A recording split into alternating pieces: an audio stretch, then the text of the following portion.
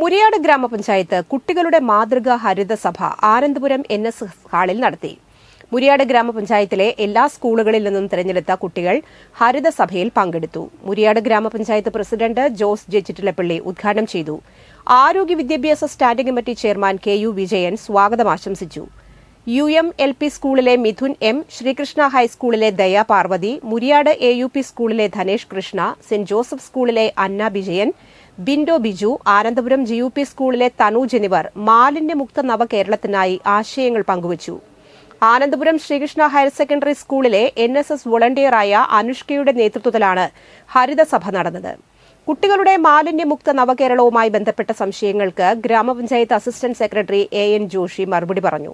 Ward മെമ്പർമാരായ Thomas, Niji Wilson, Jini Satheesh, നിറവ് coordinator Manju Vishwanath എന്നിവർ നേതൃത്വം നൽകി.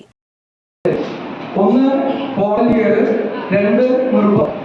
ഇത് രണ്ടും തമ്മിൽ പൊരുത്തപ്പെടുന്നൊരു വാക്കല്ല. വോളണ്ടിയർ ചെയ്യേണ്ട കാര്യമല്ല. സ്കൂളുകളിൽ നിന്ന് ഹെൽത്ത് വോളണ്ടിയേഴ്സായിട്ട് പ്രവർത്തിക്കാൻ